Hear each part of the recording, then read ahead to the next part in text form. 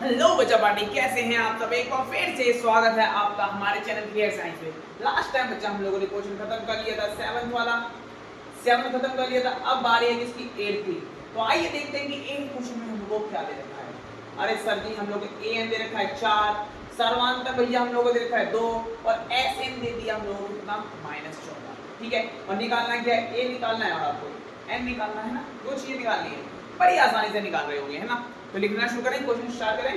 तो देखिए बच्चा पार्टी क्या है। सबसे पहले लिखेंगे हम लोग को क्या दिया है, तो वो लिखना शुरू करते हैं।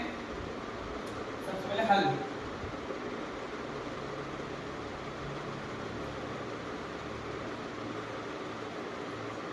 क्या दिया बच्चा, देखिए क्या क्या दे रखा है हम लोग को एट क्वेश्चन में। ए एन दे रखा है हम लोग को, है ना। पहले डी लिख देते हैं हम लोग को पहले सर्वांतर यानी डी दे दिया है कितना, 2 दे दिया है।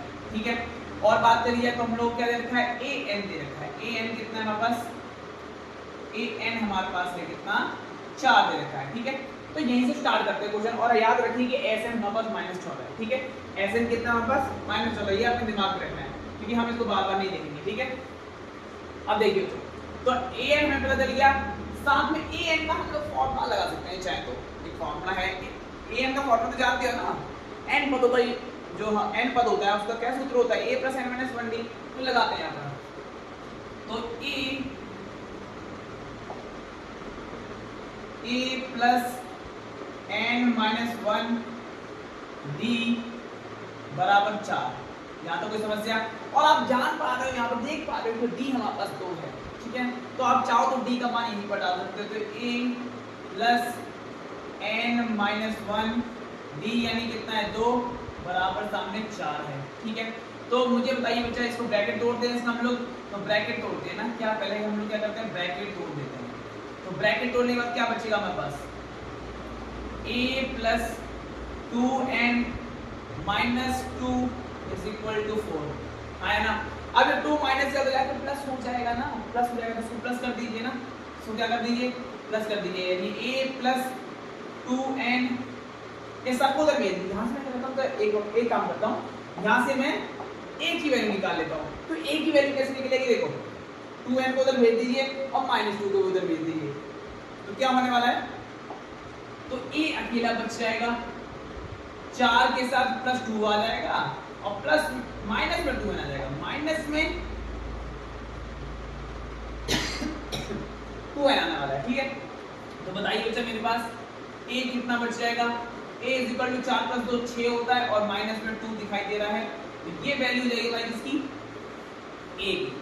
क्या ये a का मान आ गया, इसको मैं समीकरण a कह सकता हूँ, हाँ या ना, हाँ या ना कह सकता हूँ ना। ठीक है, इतना मुझे लगता है कि आप लोगों को समझ आ गया होगा, इतना आप लोगों को समझ आ गया होगा। ठीक है, तो आगे बढ़ते हैं बच्चा।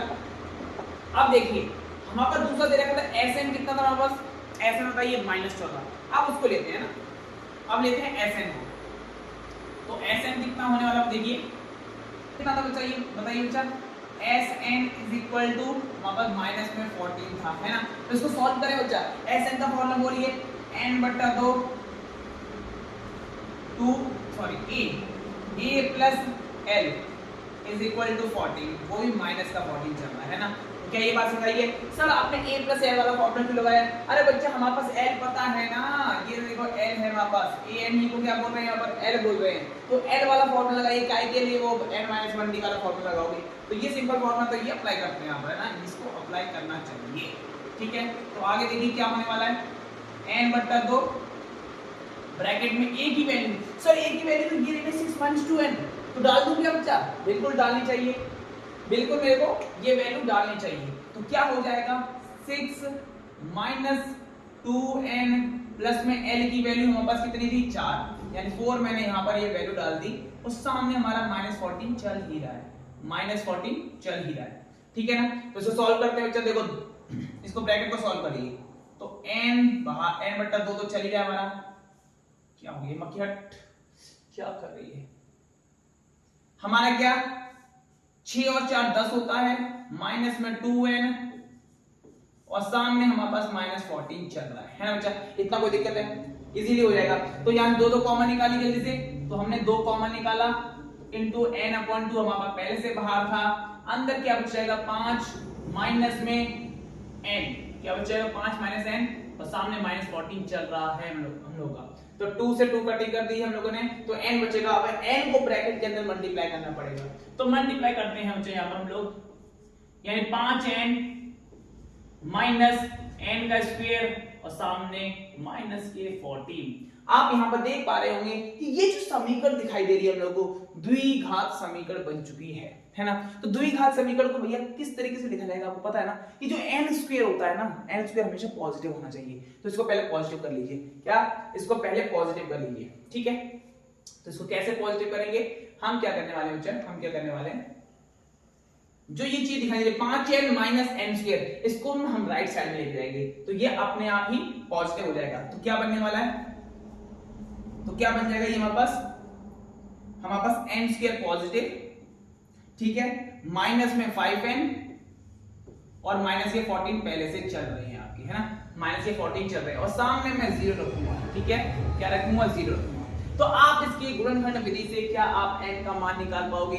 अगर आपको गुणनखंड विधि आती है तो जल्दी से क्वेश्चन का आंसर निकाल के दिखाइए कि n की वैल्यू क्या होगी। नहीं निकाल पा रहे हो तो फिर देखिए आगे, ठीक है। तो डालिए यहाँ पर, देखो सबसे पहले इसको इससे गुणा करते हैं, आपको पता ही होगा, इसको हम इससे गुणा करते हैं तो क्या रहेगा 14n स्क्वायर, बचे रफ में करवा रहा हूं, ठीक है। तो माइनस में 14n स्क्वायर, तो हम इसके गुणनखंड कर देंगे।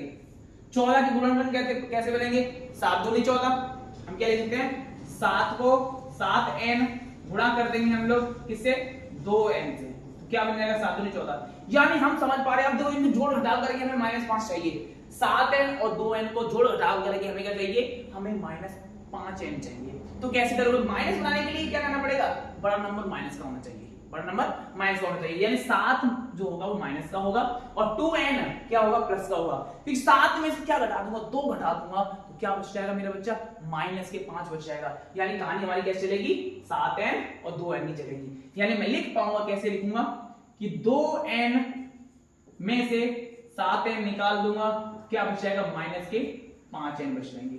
यानी मैं 5n को कैसे लिखूंगा, 2n minus 7n, 2n minus 7n लिखूंगा मैं, ठीक है। तो लिख दीजिए बच्चे, इसमें क्या है, देखिए इस कहानी को, तो n का स्क्वायर, ठीक है, पहले क्या रखेंगे बच्चा, +2 प्लस 2n माइनस में 7n और क्या है बच्चा, -14 तो पहले से चल रहा है, इज इक्वल टू 0।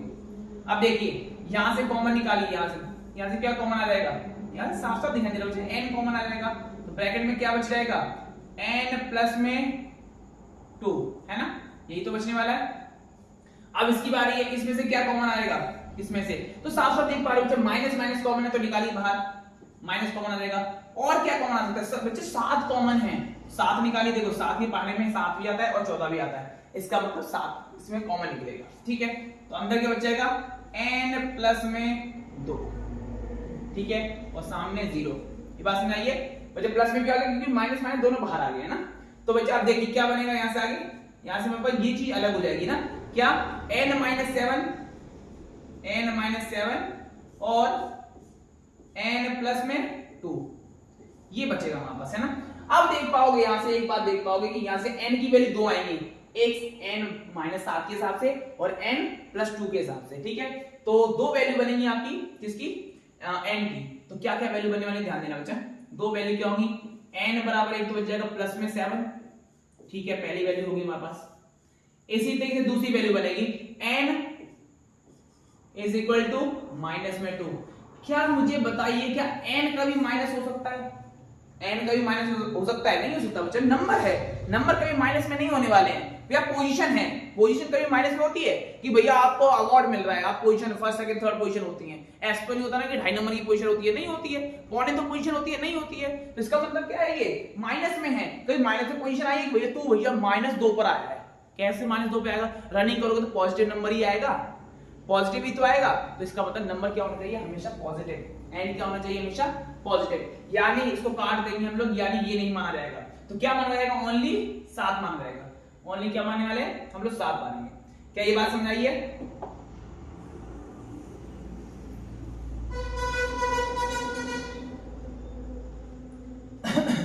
चलिए अब आगे बढ़ते हैं। अब एक कहानी रह गई इसकी ना, अब क्या कहानी रह गई बताइए। हमने n निकाल दिया, अब क्या बाकी था हम लोग का बाकी है a निकालना। तो a निकालना हमारे लिए कौन सी बड़ी बात है। ये समीकरण दिखाई दे रही है, दो समीकरण, सॉरी पहली समीकरण, इस समीकरण में बच्चा n का मान डाल दीजिए, आंसर आ जाएगा।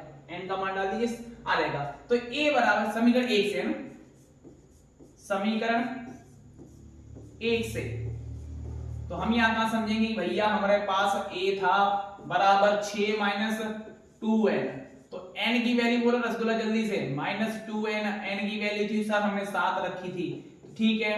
तो 6 माइनस 7 दूनी 14, 14 में से भैया 6 निकाल दिए, सॉरी 6 में से 14 निकाल दिए, माइनस में आने वाला आंसर, ठीक है। तो कितना हो जाएगा, 6 में से 14 में से 6 निकाल दीजिए, कितना बचेगा, ये बचेगा 8, यानी a का मान कितना हो जाएगा हमारे पास 8। क्या ये बात क्लियर है आप लोगों को।